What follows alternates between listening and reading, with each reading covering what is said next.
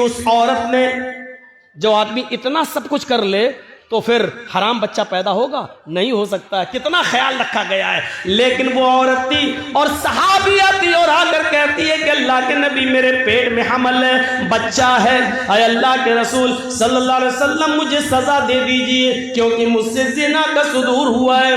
आपने कहा ले जाओ, पत्थरों से मार मार कर खत्म कर दो। लेकिन कहने लगी मेरे पेट में बच्चा है। तो कहा कि जाओ, जब बच्चा पैदा हो जाए तब आना। जब बच्चा पैदा हो गया तब आई। कहा अब इसको मार दो, खत्म कर दो। बच्चा रोने लगा। माँ अपने बच्चे को जब दूध पिलाने लगी तो अल्लाह के नबी ने कहा खातून, अभी तुझे मारा नहीं जाएगा, अभी कत्ल नहीं किया जाएगा। ये बच्चा जो नाजायज बच्चा है, जो जिना की पैदावार है, अभी तेरे दूध की जरूरत है इस बच्चे को, अभी तुझे नहीं मारा जाएगा। इतनी तमाम बंदिशों के बावजूद वो औरत कबूल करती है कि ये नाजायज बच्चा है। सोचिए मेरे भाइयों, ये हराम औलाद है, लेकिन उस हराम बच्चे को भी अल्लाह के रसूल पेट में मारने की इजाजत नहीं दे रहे, खत्म करने की इजाजत नहीं दे रहे हैं। बच्चे के माँ से कहा जा रहा है जब ये बच्चा तेरा दूध छोड़ दे तब तू आना। उसने दूध भी जल्दी छुड़वा दिया। आमतौर पर बच्चे 2 साल दूध पीते हैं, उसने 1 साल 1.25 साल में 1.5 साल में दूध छुड़ा दिया। फिर लेकर आई और कहने लगी अब बच्चा रोटी खाने लगा है। अल्लाह के नबी ने फरमाया आय अल्लाह की बंदी, अब मेरे पास कोई बहाना नहीं है कि मैं तुझे छोड़ सकूं। आए सहाबा, जाओ और इसको ले जाकर सीने के बराबर गाड़ कर इस औरत को पत्थरों से मार मार के खत्म कर दो। पूरे वाक़े को बताने का मकसद ये है कि ये इंसानियत थी जनाब मोहम्मद रसूलुल्लाह सल्लल्लाहु अलैहि वसल्लम की, कि हराम का और नाजायज बच्चा भी गिराने की इजाजत नहीं दे रहे हैं। ये इंसानियत है, इंसानियत। और इंसानियत का सबसे बड़ा सबक इस्लाम पेश करता है। हर हाल में मसाइल को जानने की कोशिश करो। एक मसला आपके सामने अगर रखा जाए तो आप उसका क्या जवाब देंगे? आइए, आजकल लेटेस्ट मसले आते हैं। एक गैर मुस्लिम मुसलमान हो गया रमजान के महीने में, आज 20वां रोजा है और आज वो मुसलमान हो रहा है, तो अब वो कितने रोजे रखेगा? सिर्फ रोजे तो 10 बचे हैं और 29 का चांद हो गया तो 9 ही रोजे बचे हैं। और इस्लाम वो आज ला रहा है और रोजे तो हर मुसलमान पर 1 महीने के, रमजान के पूरे महीने के रोजे फर्ज हैं। तो अब वो कितना रोजा रखेगा? शरीयत क्या कहती है? शरीयत ये कहती है कि वो 20वें रोजे को अगर इस्लाम कबूल करता है तो 20वें रोजे के बाद से ही उसके ऊपर रोजा फर्ज हो जाता है और जितने रोजे उसको मिलेंगे उतने वो रखेगा। अब सवाल ये पैदा होता है 20 रोजे जो उसके छूटे हैं, क्या वो ईद के बाद पूरे करेगा? नहीं करेगा। क्यों नहीं करेगा? दलील क्या है? भाई अहले हदीस हो तो दलील तो चाहिए ना। आप लोगों ने जलसा बहुत अच्छा किया है, लेकिन ये लाइटिंग बहुत बुरी की है। कभी हरी, कभी लाल, और वो आंखों पे जब पड़ती है तो कभी तो लगता बहुत आदमी है, कभी दिखता एक भी नहीं है। और कभी जब लाल जलती है तो मैं सोचता हूँ रुक जाना चाहिए क्योंकि ये रेड सिग्नल है, ये हमको इशारा कर रही है कि बोलना बंद कर दो। अरे ये तुमको किसने? अरे जर्जी साहब का जलसा है, कोई बारात में नहीं आए हैं निकाह के लिए। ये ऐसी लाइटिंग जलसों में, लाइट ऐसी होनी चाहिए जो जलती रहे, बस बुझे नहीं। तो ऐसा लग रहा है जैसे आंख मार रही हो। अल्लाह की कसम बड़ा डिस्टर्ब हो रहा हूं। कल भी हुआ था लेकिन कल मैं बोल नहीं पाया, सारा गुस्सा इन चैनल वालों पे उतर गया। आज ये लाइट वाले पे लग रहा है सारा गुस्सा उतार। कभी लगता है एकदम कहां चलेगी पब्लिक, कभी लगता है देखो वहां तक बैठी हुई है। हमारी भी तो आंखें हैं, कोई हम बहुत बड़े बाबा तो है नहीं कि यहां बैठे बैठे हम कलकत्ता तक तो देख लें। इतनी मशीन तो है नहीं मेरी आंखों में। तो मेरे भाइयों, अब वो 20 रोजे के बाद जितने मिलेंगे वो रखेगा, पहले की नहीं। क्यों? क्योंकि पहले उस पर रोजे फर्ज थे ही नहीं। इस्लाम तो वो अभी लाया है, मुसलमान तो वो आज हुआ है। आज से पहले उस पर रोजे फर्ज थे ही नहीं, फर्ज आज हुए हैं, तो जितने मिलेंगे उतने रोजे रखेगा। एक और मसला याद रखिएगा, एक गैर मुस्लिम अभी मुसलमान हुआ है 20वें रोजे को, और टाइम है 5 बजे का, शाम को 5 बज रहा है और अभी इस्लाम लाया। अशहदु अल्ला इलाहा इल्लल्लाह व अन्ना मुहम्मदर रसूलुल्लाह, इस्लाम ले आया, कलमा पढ़ लिया। 5 बजे से ही उसके ऊपर रोजा फर्ज हो गया। सुन लीजिए,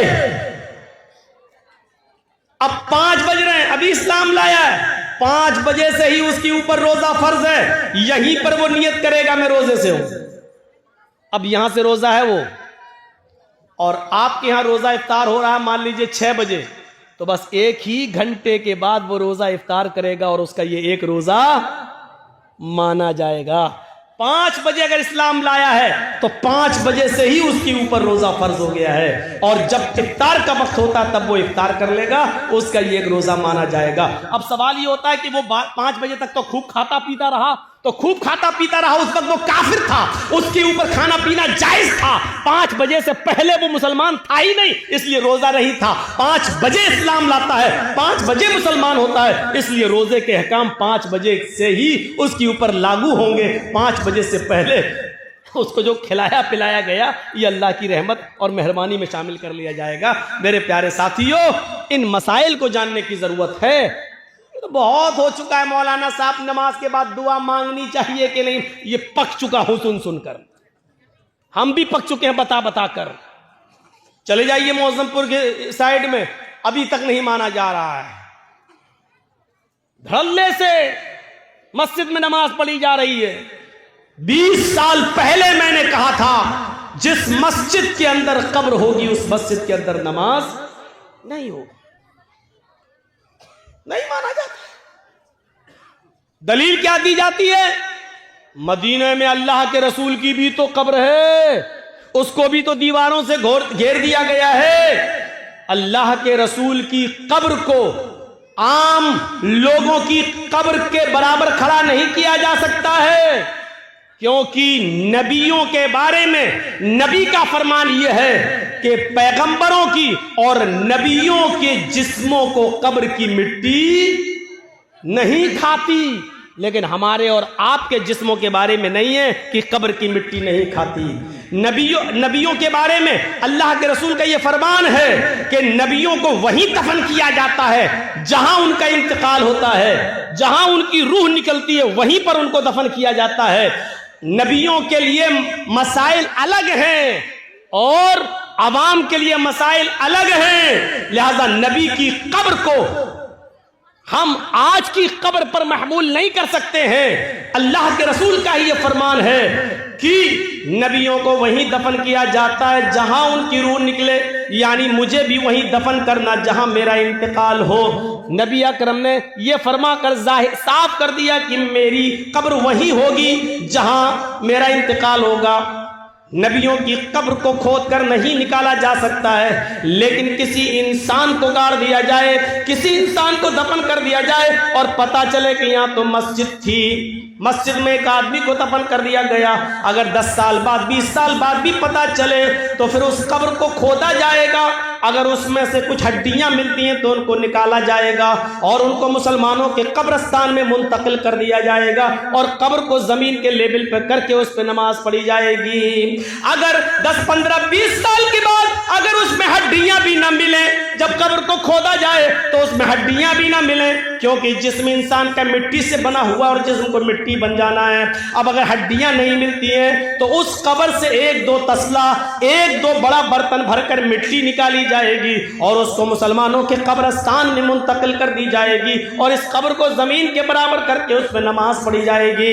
लेकिन मसला है वो अपनी जगह पर कायम रहेगा। आप उसकी चाहे कितनी दीवारें खड़ी कर दें, चारों तरफ से उसको कितना भी घेर दें, लेकिन जिस कब्र मस्जिद के अंदर कब्र है उस मस्जिद के अंदर नमाज नहीं होगी, नहीं होगी, नहीं होगी। ये उसी नबी का फरमान है जिस नबी का फरमान ये है कि नबियों को वहीं दफन किया जाता है जिस जगह नबियों का इंतकाल होता है। उसी नबी का यह भी फरमान है कि अपने घरों को कब्रिस्तान मत बनाओ। यह भी कहा उसी नबी ने, लानतुल्लाहि अलल यहूदी वन नसारा इत्तखज़ू कुबूर अंबियाहिमुल मसाजिद। अल्लाह की लानत हो यहूद और नसारा पर जिन्होंने अपने अपने नबियों की कब्रों को मस्जिद बना लिया है। मेरे भाइयों, कब्रों को मस्जिद नहीं बनाया जा सकता है, मस्जिद में कब्र नहीं बनाई जा सकती है। लिहाजा इस हदीस को अपनी जगह पर, ये मसले पुराने हो चुके हैं, अब लेटेस्ट मसाइल की तरफ आइए, नए नए मसाइल की तरफ आइए। वक्त की जरूरत है नए मसाइल की तरफ आना। तो ये मसले तो बहुत पुराने हो चुके हैं, तो हमें इन मसलों को जानने की जरूरत है। जहां इस्लाम ने एहतराम इंसानियत बताई है, वहीं इस्लाम के अंदर एहतराम मुस्लिम भी बताया गया है। अच्छा, अब ये अंदाजा लगाओ, जब अल्लाह ये कह रहा है कि पड़ोसी के बच्चों को प्यार और मोहब्बत की नजर से देखो, तो इसका मतलब क्या हुआ? अपने बच्चों से कितना प्यार करो। ये आप अंदाजा लगा सकते हैं ना। जो इस्लाम दूसरों के बच्चों से मोहब्बत करने का हुक्म दे रहा हो, तो उससे अंदाजा लगाओ कि फिर अपने बच्चों से कितनी मोहब्बत होनी चाहिए। जो इस्लाम पूरी इंसानियत के साथ अच्छा सलूक करने का हुक्म दे रहा हो, तो फिर मुसलमानों के साथ अच्छा सलूक करने का उसमें कितना हुक्म होगा। या अय्युहल्लज़ीना आमनुत्तकुल्लाह हक़्क़ तुक़ातिह वला तमूतुन्ना इल्ला व अंतुम मुस्लिमून वअतसिमू बिहब्लिल्लाहि जमीअन वला तफर्रक़ू। इसके बाद वज़कुरू निअमतल्लाहि अलैकुम इज़ कुंतुम अअदाअन फ़अल्लफ़ बैन क़ुलूबिकुम फ़अस्बहतुम बिनिअमतिही इख़वाना। याद करो, आए मुसलमानों, याद करो उस दिन को, उस दौर को याद करो। वज़कुरू निअमतल्लाहि अलैकुम इज़ कुंतुम अअदाअन, कि तुम आपस में एक दूसरे के दुश्मन थे। फ़अल्लफ़ बैन क़ुलूबिकुम, अल्लाह ने तुम्हारे दिलों में उल्फत डाल दी। फ़अस्बहतुम बिनिअमतिही इख़वाना, तो तुम अल्लाह की इस नेमत से, इस्लाम की नेमत से, कुरान की नेमत से, नबी की नेमत से तुम आपस में भाई भाई हो गए। अल्लाह ने हमें उस दौर को याद दिलाया जब हम आपस में एक दूसरे के दुश्मन थे। एक एक रोटी और एक एक बोटी के पीछे हम एक दूसरे का कत्ल कर दिया करते थे। एक गांव के एक आदमी की बकरी दूसरे के गांव के खेत में, एक आदमी के खेत में चली गई, इतनी सी बात को लेकर झगड़ा शुरू होता है दोनों कबीलों और दोनों खानदानों के बीच में। जानते हो ये लड़ाई कितने दिन तक चली? ये लड़ाई 27 साल तक चली। ये लड़ाई 27 साल तक, और 27 साल के बाद जब ये लड़ाई बंद होती है तो दोनों तरफ से मरने वालों की तादाद गिनी जाती है, तो मरने वालों की तादाद थी 40,000। एक बकरी की वजह से, वो भी सिर्फ थोड़ी सी घास खा ली थी, इतनी सी बात पर दोनों कबीलों में लड़ाई चलती है। तो कितने साल तक चली? 27 साल। और 27 साल के बाद जब बंद होती है तो दोनों तरफ से मरने वालों की गिनती कितनी हुई? 40,000। अंदाजा लगाओ कितने खतरनाक लोग थे, कितनी डेंजर कौम थी। हम लोग तो मौजमपुर लखीपुर को रोते हैं कि इधर जान की कोई कीमत ही नहीं है, कब मार दो और कब नदी में बहा दो। कितनी डेंजर कौम थी। लेकिन ये डेंजर कौम भी जानते हो कितनी हमदर्द बन गई इस कुरान की नेमत से कि एक गज़वे में, गालिबन गज़वे ज़ातिर रिक़ा के मौके पर सहाबा जंग लड़ते लड़ते जख्मी हो जाते हैं। कोई इस झाड़ी के नीचे, कोई उस झाड़ी के पास, कोई उस पहाड़ी के पास। एक सहाबी पानी लेकर घूम रहे हैं कि कोई जख्मी मिले उसको पानी पिलाऊं। उसकी नजर झाड़ी के किनारे पड़े हुए सहाबी के ऊपर पड़ती है जो जख्मों से चूर रहे और चीख रहे हैं, पानी पानी। ये सहाबी उसके पास पहुंचते हैं, उनको उठाते हैं, सर पकड़कर अपनी रान के ऊपर रखते हैं, उनको पानी का गिलास उनके मुंह में रखते हैं, देते हैं कि पानी पियो। जैसी पानी का गिलास उनके होठों तक जाता है, अभी वो पीते नहीं कि दूसरी झाड़ी से आवाज आती है, पानी, काश मुझे भी पानी मिल जाए, या थोड़ा सा पानी तुम मेरे लिए भी छोड़ देना। ये खुद प्यासा था, इसने पानी नहीं पिया, छोड़ दिया और कहा मेरा भाई मुझसे भी ज्यादा प्यासा है, मुझसे भी ज्यादा पानी का मुतलाशी है, लिहाजा जाओ पहले तुम उसको पानी पिला दो। यह आदमी उसके पास जाता है, उसके होठों से पानी का प्याला लगाता है कि तीसरे की आवाज आती है, थोड़ा बच जाए तो मेरे लिए भी छोड़ देना, मेरा भी हलक सूखा जा रहा है। दूसरे आदमी ने तीसरे की तरफ रेफर कर दिया, नहीं नहीं मैं रह सकता हूं, मेरा भाई मुझसे भी ज्यादा प्यासा लग रहा है, जाओ तुम पहले उसको पानी पिलाओ। ये पानी पिलाने वाला तीसरे के पास जाता है, उसको उठाता है, पानी का प्याला जमीन पर रखकर उसको सहारा देकर उठाकर अपने सीने पे लगाता है, फिर पानी का प्याला उठाकर उसके हलक में डालने की कोशिश करता है, उसके होंठ पे लगाता है, होंठ हिल नहीं रहे हैं। पानी का प्याला रखकर उसके दिल की धड़कनों को देखता है तो धड़कनें बंद है, सांस नाक में उंगली रखकर देखता है तो सांस बंद है, यानी तीसरा सहाबी रूह कब से उनसुरी को परवाज कर चुकी है, उसका इंतकाल हो चुका है। इसने तीसरे को जमीन पर लिटाकर दूसरे के पास लौट कर आया, चलो ये तीन ही थे, अब दूसरे को ही पिला दे। जब दूसरे के पास जाता है तो क्या देखता है, वो भी मुस्कुराते हुए चेहरे के साथ लेटा हुआ है और उसकी भी सांसें बंद हो चुकी हैं। वो जल्दी से भागा कि पहले के पास चलूं, क्या देखता है कि पहला भी जहां जाफरी के सुपुर्द कर चुका है, पहला भी अल्लाह को प्यारा हो चुका है, इस सहाबी की भी जान जा चुकी है। जो कौम 40 जो कौम 27 साल तक लड़ती हो, जो कौम 40,000 लोगों के मरने के बाद भी जिनकी तलवारें खून की प्यासी रहती हो, ऐसी डेंजर कौम को अल्लाह के नबी ने कैसा बनाया कि एक सहाबी दूसरे के लिए अपनी जान देने लगे, एक सहाबी दूसरे के लिए अपनी जान में उछावर करने लगे। एक सहाबी ने इसलिए पानी नहीं पिया कि मेरा भाई मुझसे ज्यादा प्यासा है, और दूसरे ने इसलिए नहीं पिया कि तीसरा मुझसे भी ज्यादा प्यासा है। जरा आप अंदाजा लगा सकते हैं ये कौन सा जज्बा था, एक आदमी दूसरे के लिए अपनी जान दे रहा है। इसी को कुरान कहता है, वज़कुरू निअमतल्लाहि अलैकुम इज़ कुंतुम आदान फ़अल्लफ़ बैन क़ुलूबिकुम फ़अस्बहतुम बिनिअमति इख़वाना।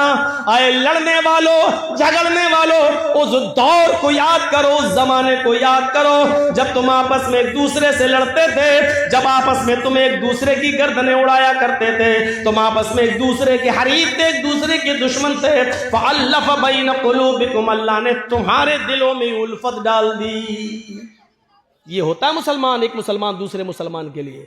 अपने लिए तो सभी जीते हैं, दूसरों के लिए जीना असल जीना, दूसरों के लिए। इसलिए फरमाया अल मुस्लिमु मन सलिमल मुस्लिमून मिन लिसानिही व यदिही। मुसलमान तो वो है कि जिसकी जबान से और जिसके हाथ से दूसरे मुसलमान को तकलीफ न पहुंचे। पहले जबान का लफ्ज है, मिन लिसानी व यदी, और जिसके हाथ से। मुसलमान तो वो है कि जिसकी जबान से और जिसके हाथ से दूसरे को तकलीफ न पहुंचे। इसमें कौन पूरा उतर रहा है? जबान से तकलीफ हम दे रहे हैं, हाथ से तकलीफ हम दे रहे हैं। अरे किसी को कत्ल करना तो बहुत दूर की बात, अल्लाह के नबी सल्लल्लाहु अलैहि वसल्लम ने लोहे का कोई हथियार उठाकर इशारा तक करने से मना किया है। जैसे देख रहा है, ये कोई 10 मीटर दूर खड़ा, कत्ल करना तो बहुत दूर की बात है, आप 10 मीटर 20 मीटर दूर से ये कहें देख रहा है, ये पूरा का पूरा रामपुरी है, घुसा दूंगा पेट के अंदर। 10 मीटर 20 मीटर की दूरी से इशारा करना भी एक मुसलमान के लिए दूसरे मुसलमान के लिए जायज नहीं है। हम कौन सी दुनिया में, यहां हाल ये है हमारा कि तकलीफ ना हो किसी को, ना जबान से ना हाथ से। भैया देखो सामने से मत उठिए, आप लोग पीछे से उठ के जाइए यार, मेरे सामने से जाते हैं तो बड़ा डिस्टर्ब होता है।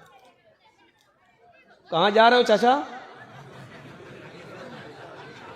अब ये इस उम्र में घर जाके क्या करेंगे, पूछो जरा, सोचो। वो देखिए बेचारे बूढ़ों मियाँ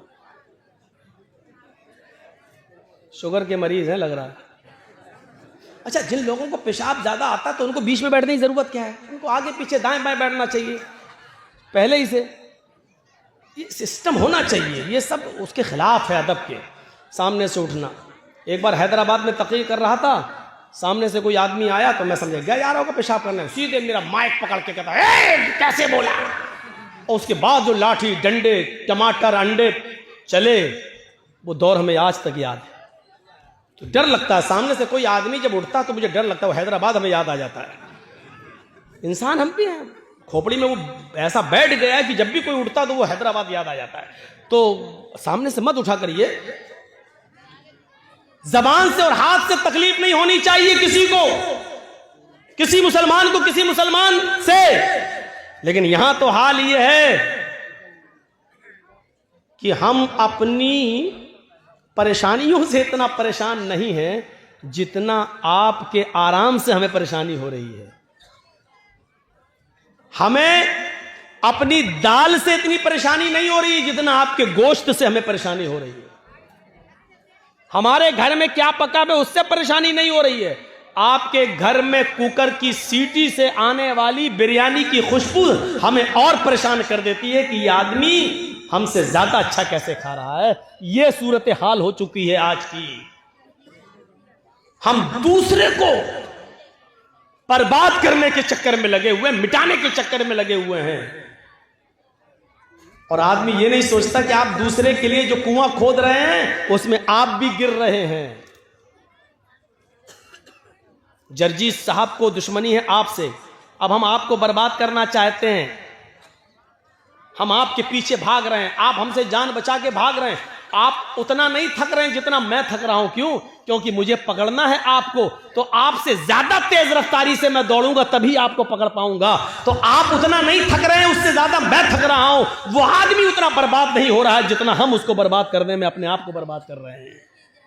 एक आदमी की जमीन का झगड़ा चला दूसरे आदमी से, दूसरे आदमी को 1 लाख की जमीन है लेकिन हमें चाहिए, हमारा पावर है। वो पुलिस में रिपोर्ट करके कोर्ट मुकदमा करके सोच ले लेंगे, लेकिन जमीन 1 लाख की, लेकिन 1 लाख रुपए की जमीन लेने के लिए 3 लाख बर्बाद कर चुका अब तक कोर्ट कचहरी बर्बाद करके। उसने अपने आप को और ज्यादा बर्बाद कर लिया है, लेकिन जिद है कि हमें इसी की जमीन चाहिए। वो 3 लाख रुपए की जमीन और उससे अच्छी कंडीशन में दूसरी जगह मिल जाती है, लेकिन नहीं, हमें इसको सबक सिखाना, इसी की जमीन चाहिए। उसकी 1 लाख की जमीन को लेने के लिए 3 लाख बर्बाद कर चुका है। 3 लाख। मेरे इटावा में एक मौलवी है जो हमें बर्बाद करने के चक्कर में हमारा 5 लाख बर्बाद हुआ तो वो 20 लाख बर्बाद कर चुका। कितने ये जो टीवी पे जो खबरें आती है ना, ममता का मौलाना और जो जहरीला मौलाना, मैं भी सोचता हूं ये टीवी वालों को देता कौन है। बाद में पता चला कि वो इटावे का मौलाना ही यूट्यूब से कटिंग कर करके निकाल के योगी मोदी के खिलाफ जो हम बोले उसको कटिंग कर करके पैसा दे दे के चलवाता है कि ताकि ये मौलाना के ऊपर FIR हो जाए। अगर हमें बचने के लिए मेरा 2, 4, 5 लाख खर्च हुआ तो वो बेचारा अब तक 20 लाख खर्च करके अपने आप को बर्बाद कर चुका है। और इसके बाद भी हालत ये है कि पूरे हिंदुस्तान में एक भी जगह अब उसको बुलाया नहीं जा रहा है, उसको निमंत्रण नहीं दिया जा रहा है, उसको कहीं दावत तक नहीं दी जा रही है, क्योंकि वो आदमी, जाति दुश्मनी तो एक दूसरे की माफ की जा सकती है, लेकिन जमाती दुश्मनी बहुत बुरी होती है। उसने पूरे जमात के साथ जो धोखाधड़ी की है, इसी वजह से कोई उसको दावत नहीं दे रहा है। और हम उसके खिलाफ कोई एक्शन इसलिए नहीं लेते हैं कि मरे हुए को मारना मेरी आदत नहीं है। मुझे महात्मा गांधी का वो कौल याद आता है कि किसी को मारना हो तो उसका नाम लेना छोड़ दो, उसको नाम मत लो, अपने आप मर जाता है। अब देख लीजिए कि उत्तर प्रदेश के चुनाव में एक साहब हैं, वो मुसलमान बहुत करते रहते हैं। आजकल वो बहुत चिल्ला रहे हैं, सपा ने क्या किया, समाजवादी पार्टी के दल्लो, ऐसी तमाम भाषाएं इस्तेमाल की जा रही हैं सिर्फ मुसलमानों में प्रचार करने के लिए। लेकिन उसके जवाब में अखिलेश ने एक बात भी नहीं कही है। ना उसका जवाब दिया जा रहा, ना उसका नाम लिया जा रहा है। इसका नतीजा ये निकला कि पूर्वांचल में चले जाओ या पश्चिम में चले जाओ, जो पहले कुछ वोट मिलने वाले भी थे, बंटने वाले थे, चुनाव से 2 दिन पहले सब ऐसे एक हुए, ऐसे इकट्ठे हुए कि उन्होंने सोचा कि नहीं, पहले अपने आप को बचाओ, इसी में भलाई है, इसी में भलाई है, पहले अपने आप को बचाओ। और ये अक्लमंदी का तकाजा है मेरे भाइयों, ये अक्लमंदी है कि हर आदमी को, हम तो बार बार कहे हैं, मेरे मोबाइल में आज तक मेरे घर यही रखा हुआ है, अभी 4-5 दिन पहले चलाया है, अभी जी हिंदुस्तान ने मेरे खिलाफ, और अभी चिल्लाया, देखिए ये लखनऊ में जो ममता बनर्जी आई हैं, ये मौलाना जर्जीस की प्लानिंग का एक हिस्सा है। अब बताइए, ये जी हिंदुस्तान ने चलाई है, मेरे पास रखी हुई है वो रिकॉर्डिंग। मैं जब टीवी में आ रहा था मैंने वो बना लिया, उसकी वीडियो बना ली, 2 मिनट की मैंने वीडियो बना ली कि देखिए ये उसी प्लानिंग का हिस्सा है। मौलवी जर्जीस जो बंगाल में बोला, ममता बनर्जी वही लखनऊ में बोल रही हैं। इनकी दोनों की भाषा एक है, ये सब मुसलमानों को एक करने के लिए आए हैं। जर्जीस ने बंगाल में मुसलमानों को एक किया, ममता बनर्जी यहां उत्तर प्रदेश में मुसलमानों को एक करने आई। यानी इस तरीके से ये बोला जा रहा है, इस तरीके से। लेकिन अक्लमंदी का तकाजा है। मैंने शायद कहीं मिसाल दी थी मेरे भाइयों की, जंगल में शेर और भेड़िया और लोमड़ी, इन तीनों ने शिकार के लिए तीनों निकले। जंगल में शेर, भेड़िया और लोमड़ी, जानते होंगे लोमड़ी, फॉक्स, ये तीनों जानवर शिकार के लिए निकले। शेर ने हिरन मारा, भेड़िए ने बकरी का शिकार किया और लोमड़ी ने खरगोश मारा। अब शेर ने कहा भेड़िए से, चलो 3 जानवर मरे पड़े हैं, ये हिरन, ये बकरी, ये खरगोश, चलो बताओ किसको कौन सा जानवर खाना है, तुम फैसला करो, मैंने तुम्हें जज बना दिया है। भेड़िया कहता बहुत आसान। का क्या है? का हिरन बड़ा है, आप खा लो। बकरी को मैंने मारा, मैं खा लेता हूं। लोमड़ी ने खरगोश मारा है, लोमड़ी को खरगोश दे देते हैं। अब शेर तो जालिम था। जो लोग मेरी तकरीर में समझ जाएं कि जालिम शेर कौन है, समझ लो पूरी तकरीर समझ गए। शेर तो जालिम था, हालांकि भेड़िए का फैसला बिल्कुल सही था। भाई भेड़िए ने फैसला सही किया कि नहीं किया? भाई हिरन आपने मारी, हिरन आप खा लो, बकरी मैंने मारी, मैं बकरी खा लेता हूं। लोमड़ी ने खरगोश मारा, लोमड़ी खरगोश खा लेती है। भेड़िए ने फैसला बिल्कुल सही किया, लेकिन जालिम था शेर। उसने कहा क्या इतना बुरा फैसला? अरे कमीने कहां से पढ़ के आया तू, इतना गंदा फैसला? उठा और उसने एक पंजा मारा भेड़िए के, उसकी गर्दन अलग अलग। कमीना इतना बुरा फैसला, फैसला करना भी नहीं जानता, मेरे सामने उसकी जुर्रत देखो, इतना घटिया फैसला। लोमड़ी से कहा ए तू फैसला कर। लोमड़ी मुस्कुराने लगी, बिल्कुल साहब जंगल के राजा, ये भेड़िए को अकल ही नहीं थी, पागल था, बिल्कुल गलत फैसला किया इसने। कहा अच्छा तुम फैसला करो। लोमड़ी ने कहा बहुत आसान है साहब, ये तीनों जानवर आपके हैं और अब तो भेड़िया भी आपका है। क्या मतलब? कहा हिरन आप सुबह खा लीजिए,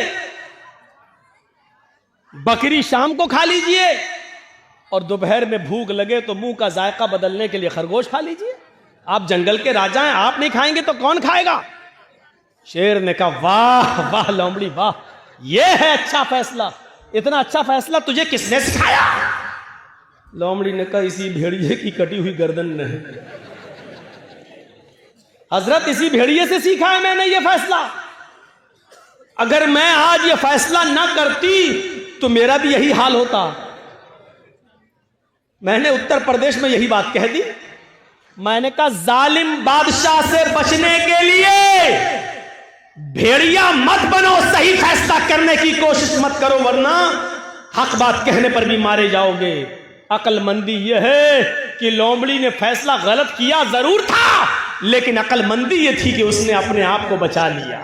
हमने कहा लोमड़ी बन जाओ, अपने आप को बचा लो, वरना शेर ऐसा झपट्टा मारेगा कि भेड़िए की तरह पड़े रहोगे, यहीं गर्दन पड़ी रहेगी तुम्हारी।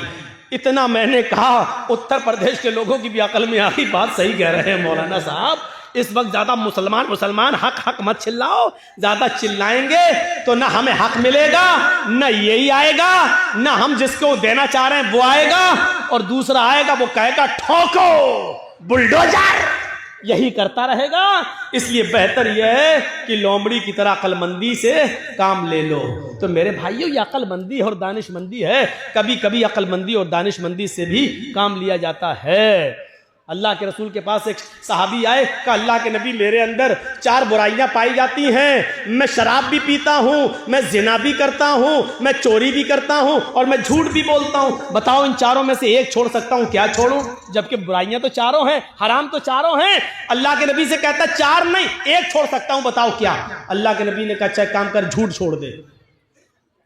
कहा अल्लाह के नबी, मैं तो बड़ा अक्लमंद समझता था, आप झूठ छोड़ने को कह रहे हैं? कहा नहीं नहीं, झूठ छोड़ दे। अब वो शराब पीने के लिए गया तो सोचने लगा अल्लाह अगर शराब पीऊंगा, अल्लाह के नबी ने कल पूछ लिया कि शराब पीती कि नहीं पीती और मैंने कह दिया हाँ पी थी, तब तो मेरी कोड़े मारे जाएंगे, क्योंकि हम खुद कबूल कर रहे हैं। और अगर कह दिया कि नहीं तो ये झूठ होगा, और मैंने वादा किया कि झूठ नहीं बोलूंगा, शराब छोड़ दी। अब जिना करने गया तो कहने लगा अल्लाह के रसूल ने अगर पूछ लिया कल जिना किया था कि नहीं, और मैंने कह दिया हाँ किया था, तब तो पत्थरों से मार मार के हमें खत्म कर दिया जाएगा। और अगर कह दिया नहीं तो झूठ होगा, और मैंने अल्लाह की कसम खा के वादा किया कि झूठ नहीं बोलूंगा, चलो जिना भी नहीं करता हूं। अब चोरी करने गया, कहने लगा अगर अल्लाह के रसूल ने पूछ लिया कल सुबह चोरी की थी कि नहीं, मैंने कह दिया हाँ तो हाथ काटा जाएगा, और अगर कह दिया नहीं तो झूठ होगा, नहीं मैं चोरी भी नहीं करूंगा। सुबह होकर अल्लाह के नबी के पास आया, कहता कि मैं तो समझता था कि आपने बड़ा वैसा फैसला, आपने तो बड़ी अक्लमंदी से कहा झूठ छोड़ दो, मान गया आप बड़े अक्लमंद हैं। आपने कहा क्यों, क्या हुआ? कि 4 बुराइयां छूट गई। अल्लाह के नबी ने फरमाया मैं जानता था कि झूठ तमाम बुराइयों की जड़ है। तो हिकमत से भी काम लो। अगर किसी आदमी से सारी बुराइयां नहीं छूट रही हैं तो उसको कहो कि ये छोड़ दो यार, ये छोड़ दो। हिकमत भी जरूरी है, हिकमत भी। अल्लाह के रसूल ने दूरंदेशी से काम लिया, अक्लमंदी से काम लिया। हमें भी हर वक्त अक्लमंदी से काम लेने की जरूरत है, अक्लमंदी से काम लेने की जरूरत है। आज हमारी यही सूरत हाल हो चुकी है मेरे भाइयों कि हम अपनी परेशानियों से इतना परेशान नहीं है जितना हम दूसरे के सुख से परेशान हैं। हमारी हालत यह हो चुकी है। कुत्ता देखा है? कुत्ता देखा क्या मौलाना साहब? हमारा तो उठना बैठना ही उन्हीं में है। कुत्ते ने देखा एक छुरी पड़ी हुई है और उस छुरी पे खून लगा हुआ है बकरी का ताजा ताजा, और छुरी ऐसे जमीन पर खड़ी है। अब कुत्ते को तो चाटने की आदत होती है, उसने कहा इस पे बकरी का खून लगा है, खून को चाटने के लिए उसने अपनी जबान चलाई। जैसे ही चलाई छुरी पर उसकी जबान कट गई।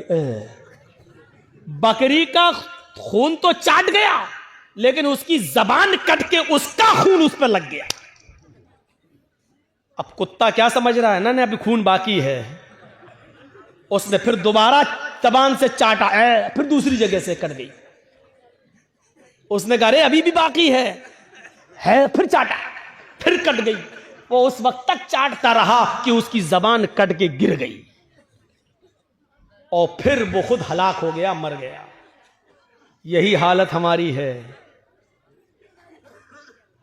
मिसाल सख्त जरूर है लेकिन सच्ची मिसाल है। हम दूसरे को बर्बाद करने के लिए यही अपने आप को बर्बाद कर लेते हैं। जैसे कुत्ता बकरी के खून को चाटने के लिए अपना ही खून चाटते चाटते अपनी जबान काट बैठा, यही हाल हमारा है। आज जुमे के खुतबे में मैंने सब सुनाया था ना कि वो 2 सहाबी थे, जिन लोगों ने ना सुना हो सुनो, जिनके कपड़े की दुकानें पास पास थी। एक आदमी, एक सहाबी का कपड़ा बिक गया, दूसरा कस्टमर आया, दूसरा भी बिक गया, तीसरा कस्टमर आया, उसी दुकान पर तीसरा भी कपड़े के थान ले गया, चौथा आया, उसने चौथा भी उसी को दे दिया उसी दुकान ने, 5वां कस्टमर आया उसी दुकान पर कपड़ा खरीदने। दुकानदार कहने लगा नहीं, अब वो कपड़ा मेरे पास नहीं है, मेरे भाई के पास चले जाओ, इससे भी अच्छा कपड़ा तुम्हें वहां मिल जाएगा, ये पड़ोस में दुकान है। उसने ये सोचकर उसको भेज दिया कि मेरे तो 4 कपड़े के थान बिक गए, मेरे घर में मेरी बीवी बच्चों का गुजर बसर चल जाएगा। मेरे भाई की तो बोनी तक नहीं हुई है उस पड़ोसी की, उसके भी बीवी है, उसके भी बच्चे हैं, उसको भी शाम को कमा कर ले जाना है और अपने बीवी बच्चों का पेट पालना है। उसने ये सोचकर अब हमारे पास कपड़ा नहीं है कह दिया ताकि मेरे भाई की भी कुछ बोनी हो जाए, उसको भी इतना कपड़ा उसका भी बिक जाए कि उसके घर में चूल्हा जल जाए। मेरे भाइयों, उसने मना कर दिया कि मेरे पास कपड़ा खत्म हो गया, जाओ मेरे भाई की दुकान के पास चले जाओ। मेरे भाइयों, ईमानदारी के साथ बताना, कंपटीशन के दौर में हमारी इधर चाय की दुकान, बगल में इधर चाय की दुकान, हम दूसरे की दुकान पर आने वाले कस्टमर को भी अपनी आवाज देकर बुला लेते हैं। हम ये ई रिक्शा चला रहे हैं, उधर दूसरा हमारा भाई भी चला रहा है, उसके पास आने वाली सवारी को भी हम खींच लेते हैं। कितना? 20 रुपया? नहीं, आओ हम 15 लेंगे, आओ बैठ जाओ। हम उसके भी मुंह से रोटी का लुकमा छीन रहे हैं। हमारे घरों में बरकत हो तो कहां से हो? हमारे बच्चों को बीमारियां न लगे तो कैसे न लगे? हमारे माँ बाप को बीमारियां और कैंसर जैसी बीमारियों में मुलव्वस न हो तो क्यों न हो? क्योंकि हमने रोजी रोटी के सारे नाजायज तरीके इस्तेमाल कर रखे हैं। हम तो अपने भाई की खुशी देखना ही नहीं चाहते हैं। हम अपने दुकान के होते हुए दूसरे की दुकान पे कस्टमर आता हुआ देखना ही गवारा नहीं कर सकते हैं। मेरे भाइयों, इस्लाम की तालीम ये तो नहीं थी, इस्लाम की तालीम ये तो नहीं थी। इमाम अहमद इब्न हंबल रहमतुल्लाह अलैह के पास एक बूढ़ी औरत आती है और सुनो, आए बीड़ियों का धंधा करने वालों सुनो, आए तंबाकुओं के धंधे करने वाले सुनो, आए सूद और ब्याज के खाने वालों सुनो, आए लंबे चौड़े बैंक बैलेंस बनाने वालों सुनो, आए बैंकों की नौकरियां करने वालों सुनो। इमाम अहमद इब्न हंबल रहमतुल्लाह अलैह के पास एक बूढ़ी औरत आती है और कहती है, इमाम मोहतरम, कहा जी एक मसला पूछने आई हूं, मेरी माँ बहनें सुने। उस जमाने की औरतें, और वो भी बूढ़ी औरतों में कितना तकवा हुआ करता था। कहा इमाम साहब, मैं चरखा चलाती हूँ। चरखा तो जानते हैं ना? मैं चरखा चलाती हूँ, दूसरे लोग अपना सूत दे जाते हैं धागा, मैं उसको बना के फिराती हूँ और उनसे मजदूरी लेती हूँ। कभी दिन में और कभी ओवर टाइम करती हूँ तो रात में भी चलाती हूँ। मैं चिराग जलाकर मैं चरखा चलाती हूं। जब मेरे पास तेल होता है तो मैं चिराग अपना जलाती हूं और सूत फिराती हूं। इमाम साहब, उसकी मजदूरी मैं लेती हूं। कहा इसमें बुराई क्या है? कहा मैं ये नहीं पूछने आई हूं कि बुराई क्या है, मैं ये पूछने आई हूं कि कभी कभी मेरे पास चिराग जलाने के लिए तेल नहीं होता है।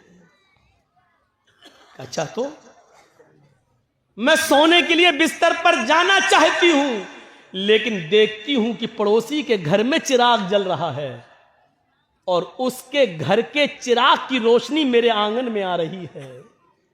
मैं अपना चरखा लेकर उस आंगन में बैठ जाऊं और उस पड़ोसी के घर से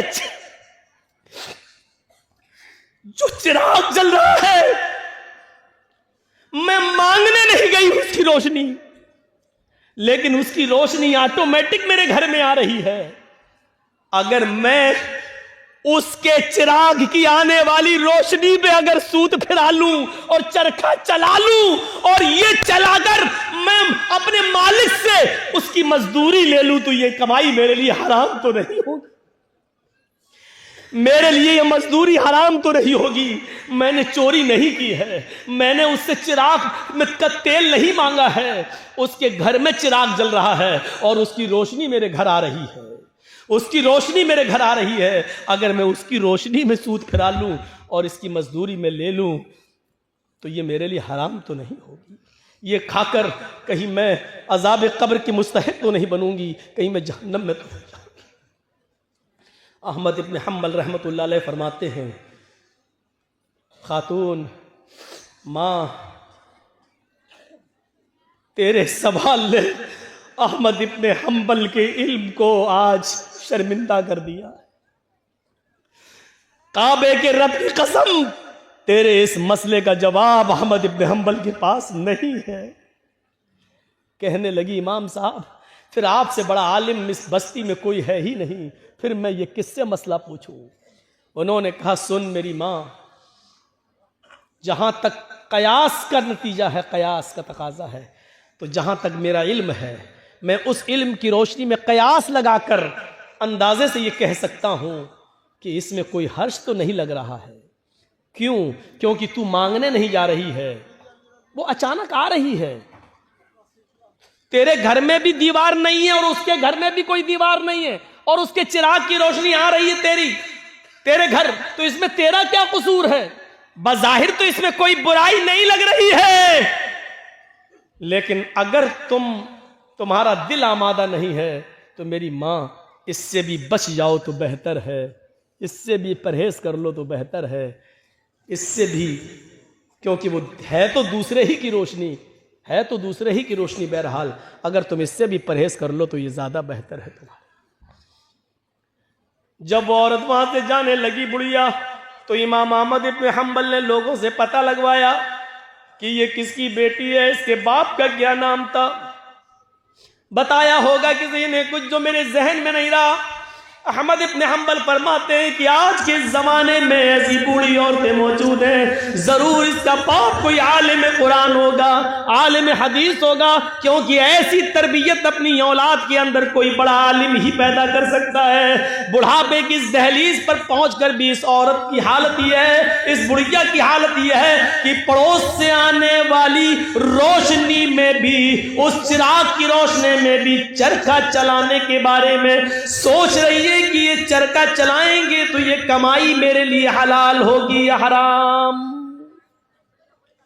तब ऐसे लोगों की नमाजें अर्श से टकराएं और अल्लाह कबूल ना करे, ऐसा हो ही नहीं सकता है। मेरे भाइयों, इधर हम नमाज पढ़ के निकलते हैं, जो मैं सर बसजदा हुआ जमी पर, तो आसमां से आने लगी ये निदा, तेरा दिल तो है सनम आशना, तुझे क्या मिलेगा नमाज। एक हमारा तकवे का हाल ये है, एक हमारी परहेजगारी का हाल यह है कि यहां से निकले नमाज पढ़ के, मालिकी यौमिद्दीन, तू कयामत के दिन का पूरा पूरा मालिक है। इय्याका नअबुदु व इय्याका नस्तईन, तेरी ही इबादत करते हैं, तुझसे ही मदद मांगते हैं। इहदिनस सिरातल मुस्तकीम, जो सीधा रास्ता उस पे चला और तमाम बुरे रास्तों से बचा ले। यहां ये दुआ मांग के हटे, सलाम अलैकुम व रहमतुल्लाह, सलाम अलैकुम व रहमतुल्लाह।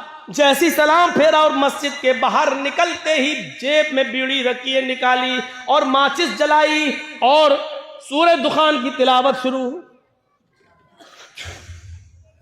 धुआं धक्कड़ शुरू।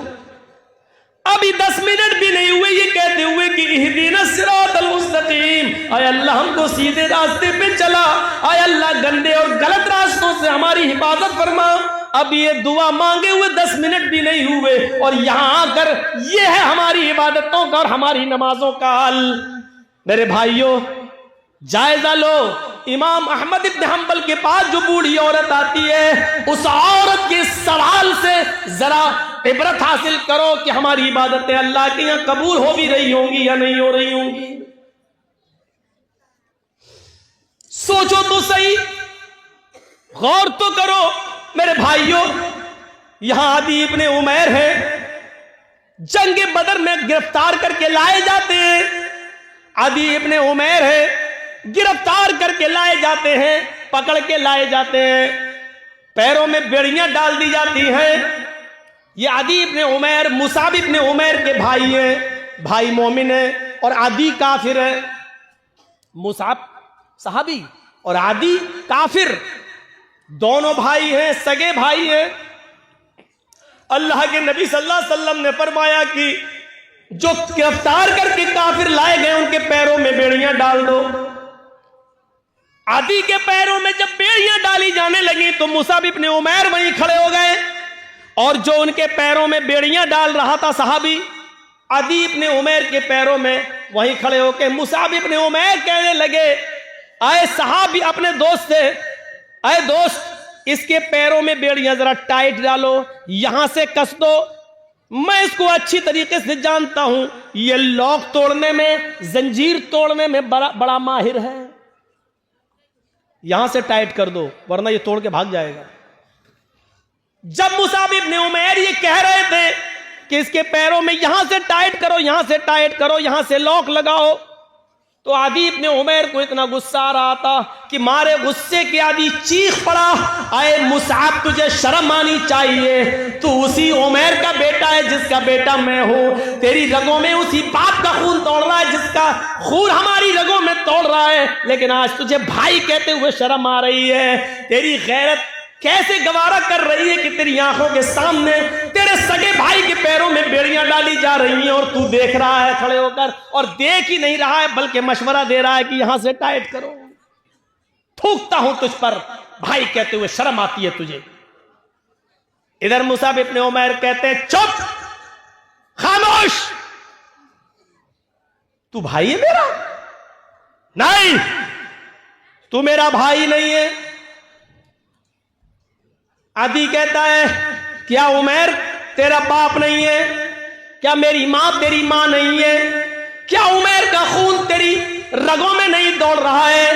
क्या मेरी मां का दूध तेरी रगों में खून बनकर नहीं दौड़ रहा है? जवाब दिया, उमैर मेरा बाप है, ये सच है। तेरी मां मेरी मां है, ये सच है। तूने और मैंने एक ही मां का दूध पिया है, ये भी सच है। तेरी और मेरी रगों में एक ही बाप का खून दौड़ रहा है, यह भी सच है। लेकिन यह सच नहीं है कि तू मेरा भाई है। जानता है मेरा भाई कौन है? अदी ने कहा फिर कौन है अगर मैं तेरा भाई नहीं हूं?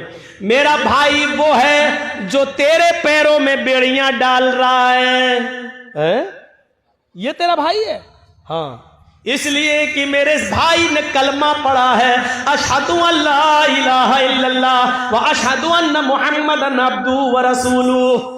बुखारी शरीफ की हदीस के इस वाक़े से हमें यह पता चलता है मेरे भाइयों कि इस्लाम लाने के बाद, ईमान कलमा पढ़ने के बाद, ला इलाहा इल्लल्लाह मुहम्मदुर रसूलुल्लाह का इकरार करने के बाद, इस्लामी रिश्ते से कलमे की बुनियाद पर अपने साथी की जो इज्जत होती है वो फिर सगा भाई भी वो दर्जा नहीं रखता है। क्या जवाब दिया?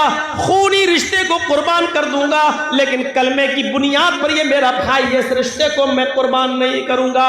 आया आदि, तू मेरा भाई नहीं, मेरा भाई वो है जो मेरे पैरों में बेड़ियां डाल रहा है, इसलिए कि इसने कलमा पढ़ा है, अशहदु अल्ला इलाहा इल्लल्लाह व अशहदु अन्ना मुहम्मदन अब्दुहु व रसूलुहु। इस कलमे की बुनियाद पर ये मेरा भाई है, तू भाई नहीं है। ये होता है इस्लामी रिश्ता। और इस्लामी रिश्ता इतना अहम होता है कि उसके लिए खूनी रिश्ते को कुर्बान कर दिया जाता है। अरे कम से कम उतना ही करो जो अपने लिए पसंद करो, वो अपने भाई के लिए पसंद, अपने मुसलमान भाई के लिए पसंद कर लो, यही काफी है। इतना ही करो। आज के जमाने में सईद इब्ने जुबैर को हज्जाज इब्ने यूसुफ की पुलिस ढूंढ रही थी। सईद इब्ने जुबैर को हज्जाज इब्ने यूसुफ की पुलिस ढूंढ रही थी। हुक्म था उसको पकड़कर जिंदा मेरे पास लाओ, उसको कत्ल किया जाएगा। सईद इब्ने जुबैर बड़े नेक आदमी थे, लेकिन हज्जाज इब्ने यूसुफ ने बड़े नेक लोगों को ही कत्ल किया है। एक एक करके न जाने कितने सहाबा को उसने कत्ल किया है।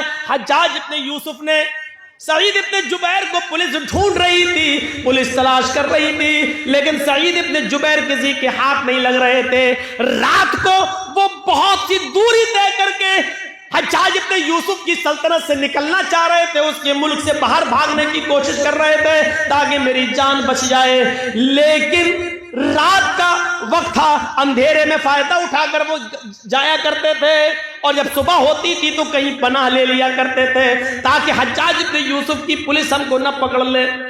एक दिन रात को इशा की नमाज के बाद किसी मुसलमान के घर वो खाना खाने के लिए रुके थे, और मुसलमानों ही में से किसी ने जासूसी कर दी। हज्जाज इब्ने यूसुफ की पुलिस को बता दिया कि सईद इब्ने जुबैर फला आदमी के घर रुके हुए हैं, और रात का हिस्सा गुजरने के बाद वो इस घर से निकलेंगे और वो फिर भागेंगे। हज्जाज इब्ने यूसुफ की पुलिस आती है और इशा की नमाज के बाद उस घर पे छापा मारती है। सईद इब्ने जुबैर पकड़ लिए जाते हैं।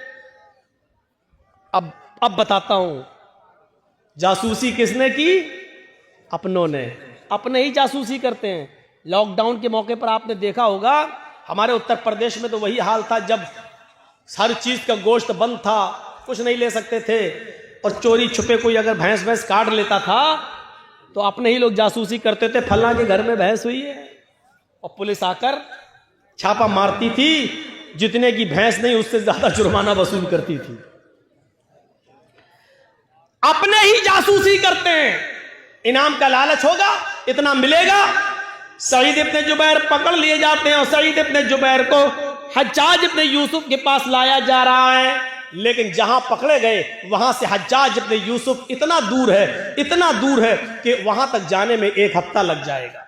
घोड़े पर ऊंट पर बैठकर सफर किया जाए तो 1 हफ्ता लग जाएगा। कितना? 1 हफ्ता।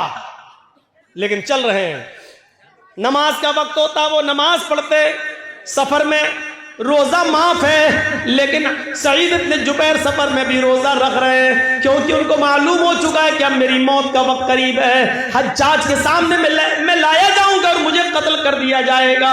लिहाजा वो दिन में रोजा रखना शुरू कर दिए।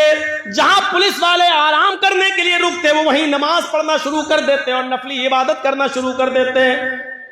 सईद इब्ने जुबैर की इबादत पुलिस वालों को बड़ी पसंद आई, उनका अखलाक बहुत पसंद आया। हज्जाज किन दोनों पुलिस वालों ने 3 दिन के बाद कहा, देखो सईद इब्ने जुबैर बड़ा नेक आदमी है, अगर इसको हम हज्जाज के पास ले जाएं तो हज्जाज इसको कत्ल कर देगा, बेचारा बच्चों वाला आदमी है, बीवी बच्चे इसके महरूम हो जाएंगे, और हज्जाज को क्या मालूम कि हमने इसको पकड़ा है। ऐसा करो, इस बेचारे को छोड़ देते हैं, ये नेक आदमी है, अच्छा आदमी है, हज्जाज तो जालिम है, वो इसको कत्ल कर देगा। इन दोनों पुलिस वालों ने आपस में सलाह और मशवरा किया कि इस नेक आदमी के कत्ल की जिम्मेदारी हम अपने ऊपर न लें, छोड़ देते हैं इसको। ये दोनों पुलिस वाले सईद के पास आए, कहने लगे, आए सईद इब्ने जुबैर, तुम्हारी इबादत ने, तुम्हारे अखलाक ने मेरा दिल मोह लिया है।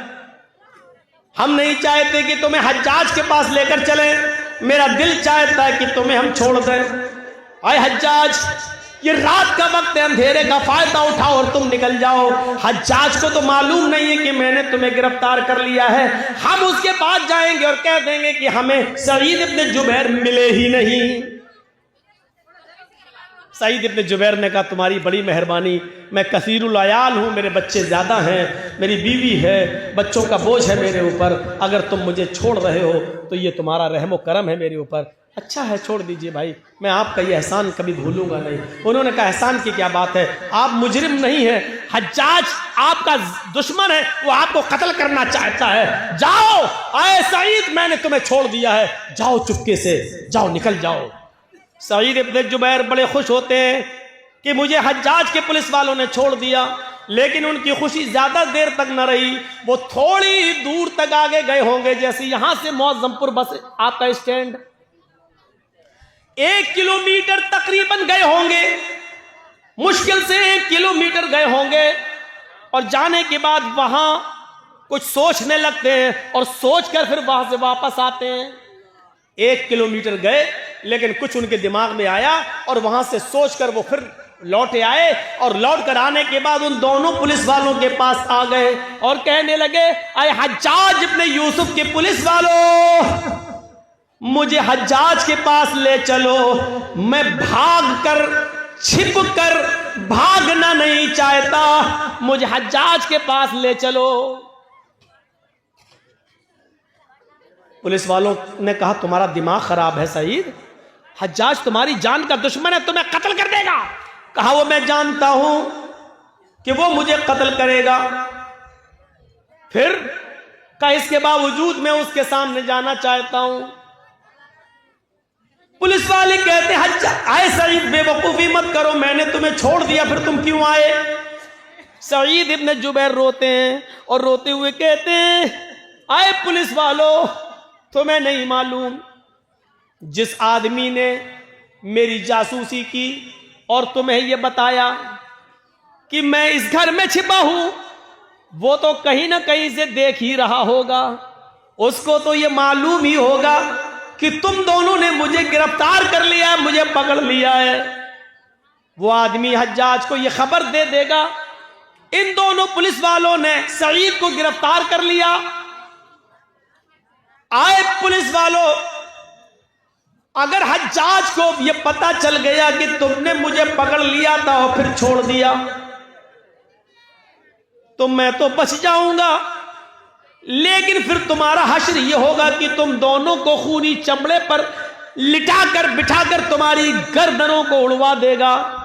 और मैं ये नहीं चाहता कि मेरी जान बच जाए और मेरे बदले में तुम दोनों की जान चली जाए, मेरी गर्दन महफूज रहे और तुम दोनों की गर्दनें कट जाएं। अल्लाह के नबी ने फरमाया जो अपने लिए पसंद करो वो अपने भाई के लिए पसंद करो, और जो अपने लिए पसंद ना करो वो अपने भाई के लिए पसंद ना करो। जब मुझे अपनी गर्दन अपने लिए कटाना पसंद नहीं है तो अपने वजह से, मेरी वजह से तुम दोनों की गर्दनें कट जाएं, ये मुझे कैसे पसंद हो सकता है। अगर मेरे बीवी बच्चे हैं तो आपके भी तो बीवी बच्चे हैं, फिर मेरे बीवी बच्चों में मैं खुश रहूं और तुम दोनों की जान जाए और तुम दोनों की बीवी बच्चे एक दूसरे के ऊपर बोझ बन जाएं। ये इस्लाम ने नहीं सिखाया, ये हमारे नबी ने नहीं सिखाया। आए हज्जाज के पुलिस वालों, मुझे हज्जाज के पास लेकर चलो। इसके बावजूद उन दोनों ने समझाया, लेकिन नहीं माने सईद इब्न जुबैर, हम अपने लिए तुम्हारी जिंदगी खतरे में नहीं डाल सकते हैं। आखिरकार जिद करते रहे और वो दोनों पुलिस वाले उनको पकड़कर हज्जाज के सामने ले आए। हज्जाज ने कहा बहुत बहुत मुबारक, तुम इनको पकड़ कर लाए हो, तुम्हें इनाम से नवाजा जाएगा। और कहा कोई ख्वाहिश है तुम्हारी? उन्होंने वही ख्वाहिश जाहिर की कि हमें 2 रकात नमाज पढ़ना है। कहा पढ़ लो। खूनी चमड़ा बिछा दिया गया। कुछ खाना है कुछ पीना है? कहा नहीं। क्यों? आखिरी तमन्ना तो सबसे पूछी जाती है, कुछ खाना हो पीना हो तो बता दो। सईद इब्न जुबैर ने कहा इन्नी साइमुन, मैं रोजे से हूं। हज्जाज इब्न यूसुफ ने कहा चलो। पीछे से हाथ बांध दिए गए, खूनी चमड़ा बिछा दिया गया, गर्दन नीची कर दी गई और हज्जाज के एक जल्लाद ने पूरी ताकत के साथ अपनी तलवार चलाकर सईद इब्न जुबैर को एक ही बार में उनकी गर्दन को उनके तन से जुदा कर दिया। पूरा वाक़या बताने का मेरा मकसद सिर्फ यह है कि सईद इब्न जुबैर ने अपनी गर्दन कटाना गवारा कर लिया, लेकिन अपनी वजह से उन दोनों मुसलमान पुलिस वालों की जिंदगी खतरे में नहीं डाली। ये मुसलमान होता है जो अपनी वजह से दूसरे को मुसीबत में नहीं डालता है, जो अपनी वजह से दूसरे को तकलीफ में नहीं डालता है। वो मुसलमान ही क्या जिसकी वजह से दूसरे को तकलीफ पहुंचे। और हम तो उस वक्त सबसे ज्यादा खुश होते हैं जब हमारी वजह से हमारा पड़ोसी बेचैन हो। उस जमाने में क्या हाल था, एक आदमी के घर में बहुत से चूहे थे जो उसको तंग करते थे। उसने लोगों से पूछा मैं क्या करूं बताओ। किसी ने कहा एक बिल्ली ले आओ, बिल्ली पाल लोगे चूहों को खाती रहेगी। उसने कहा ये तुमने सही मशवरा दिया। 3-4 दिन के बाद उसी आदमी ने पूछा क्या हुआ बिल्ली लाए? उसने कहा नहीं लाए। कहा फिर क्या हुआ? चूहे हैं अब क्या करेंगे?